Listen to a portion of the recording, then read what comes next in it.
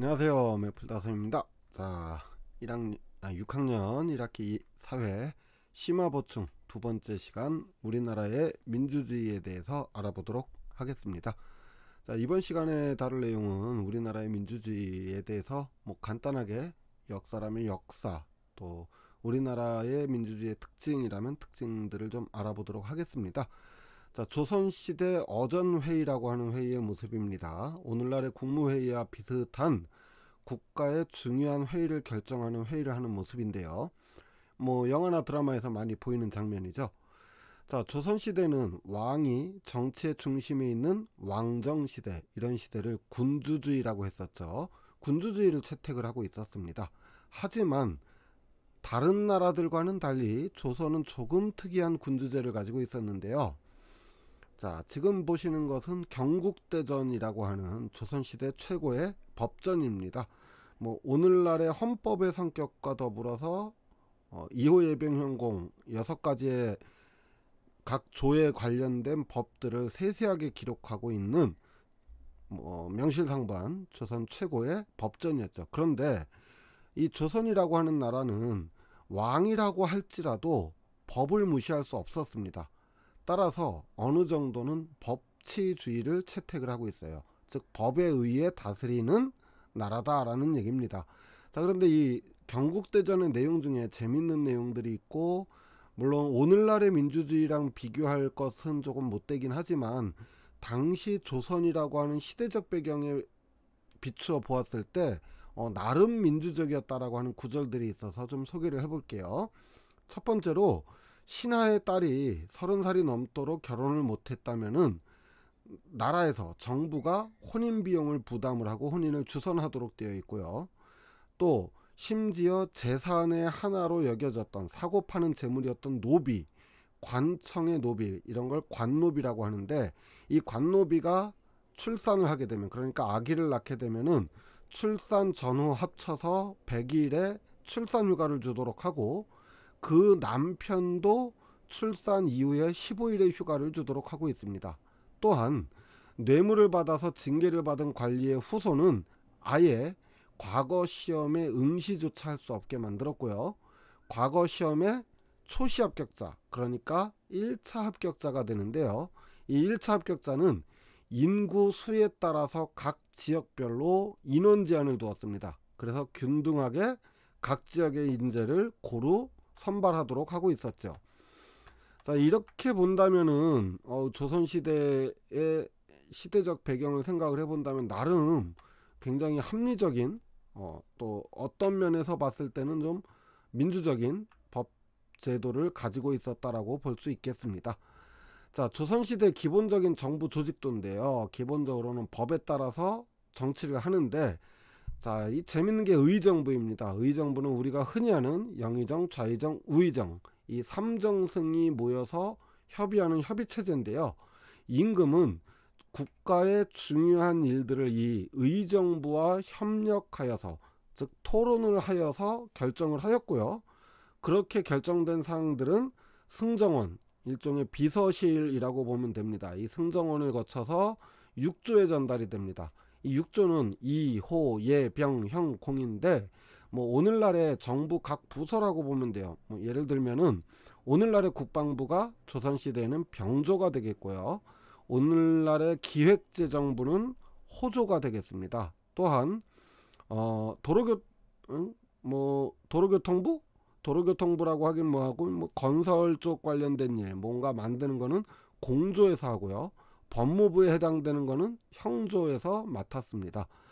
자, 그런데 또 재밌는 기관은 바로 3사라고 불리는 홍문관과 사헌부, 사관원이에요. 이 세 개의 기관을 3사라고 부르는데, 이 3사가 하는 중요한 일 중에 하나가 뭐냐면 왕의 세력을 견제하고, 왕이 잘못하였을 때 왕에게 직언을 올리는 역할을 하고 있습니다.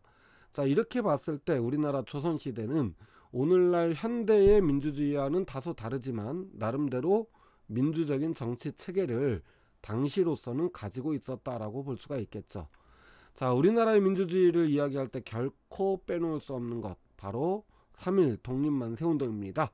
프랭크 윌리엄 스코필드 박사가 당시 대한문 앞에서 3.1운동을 하고 있는 시민들을 촬영한 사진이 독립기념관에 전시가 되어 있습니다. 자, 이 사진을 통해서 굉장히 사람이 많은 걸 알 수 있죠.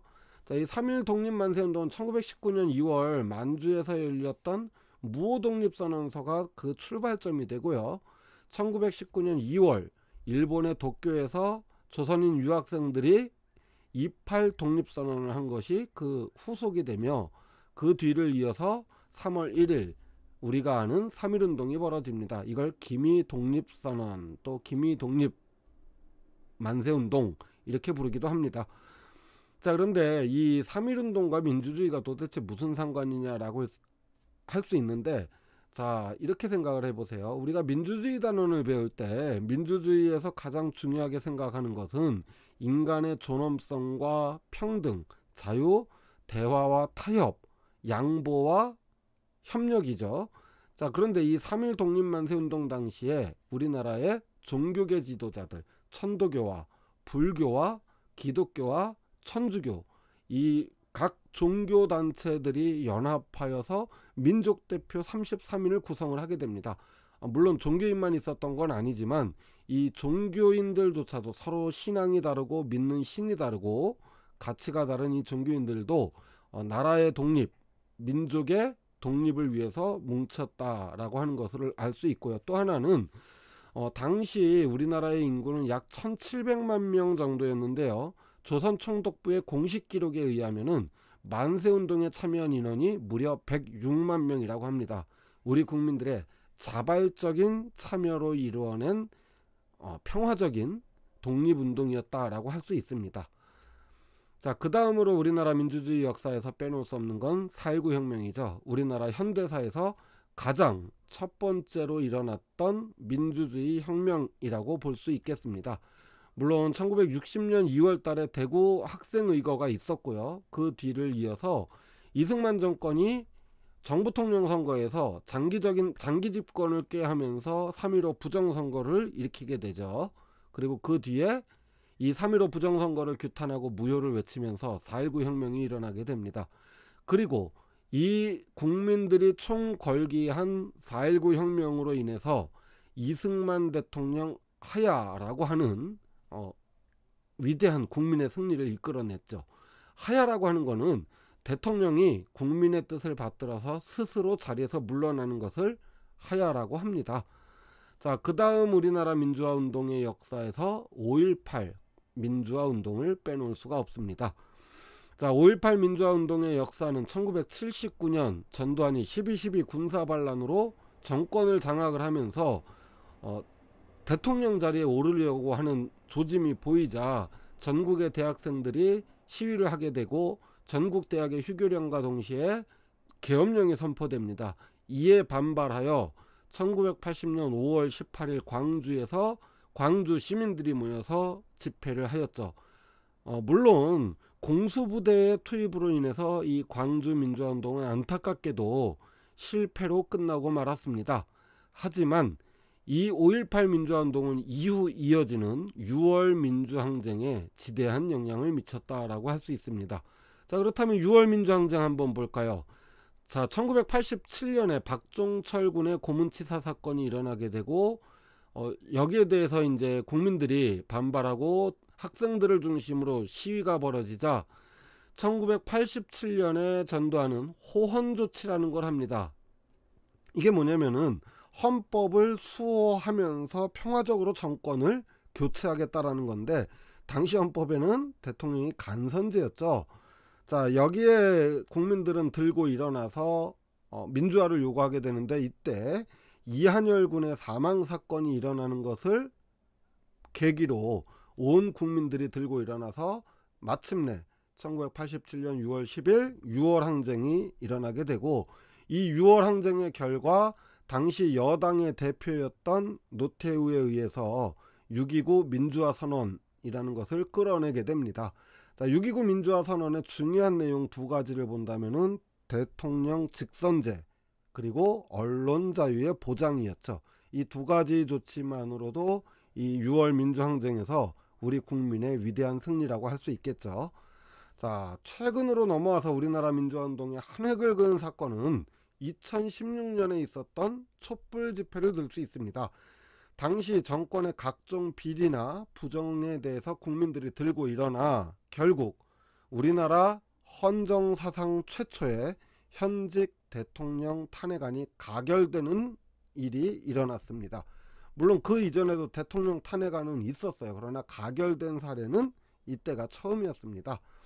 또 하나, 이 2016년 당시의 촛불 집회는 전 세계인들이 깜짝 놀랄 만큼 가장 평화적이었으며 적극적이었고, 또 시위 촛불 집회를 하고 난 자리가 오히려 집회 전보다 깨끗해지는 아주 놀라운 시민의식을 전 세계에 알릴 수 있었던 사건이라고 할 수 있습니다. 이로 인해서 우리나라의 국민들의 민주주의 지수가 얼마나 대단한가 하는 것을 보여주는 사건이었죠. 또 올해 이야기로 넘어갈게요. 올해는 코로나로 인해서 세계 여러 나라들은 선거를 연기하거나 또 취소하기도 하였는데, 우리나라는 이 코로나라고 하는 엄중한 상황에서도 방역 수칙을 지키면서 선거를 치러냈습니다. 무려 66.2%라고 하는 높은 투표율을 보여서 전 세계인들을 깜짝 놀라게 하였죠. 이것이 우리나라 국민들이 가지고 있는, 우리 국민들 3.1운동 이후로 4.19, 5.18, 6월항쟁을 거쳐서 오늘날에 이르기까지 우리 국민들 피 속에 흐르고 있는 민주주의의 힘이라고 할 수 있겠습니다. 자, 그러나 여기에서 만족할 수는 없습니다. 우리나라 민주주의는 더욱 발전하여야 되고 더 한 걸음씩 나아가야만 합니다. 그러기 위해서 필요한 것은 무엇이라고 했었죠? 가장 기본적인 인간의 존엄성을 존중하는 문화가 확산이 되어야 합니다. 인간의 존엄성을 존중한다는 것은 기본적으로 다른 사람의 생각과 나의 생각이 다르다는 것을 인정을 하고, 다른 것은 구분하고 틀린 것은 틀렸다라고 말하는 것이 민주주의 자세의 기본이라고 할 수 있겠습니다. 그렇게 함으로써 우리 사회에 알게 모르게 자리 잡고 있는 여러 가지 혐오, 차별, 불평등을 하나씩 해결해 나갈 때 우리나라는 더욱 발전한 민주주의로 갈 수 있다고 생각되어집니다. 자, 이렇게 해서 오늘은 우리나라의 민주주의 역사를 짧게 살펴보았고요. 다음 시간에는 또 다른 내용으로 찾아뵙도록 하겠습니다. 지금까지 시청해 주셔서 감사합니다.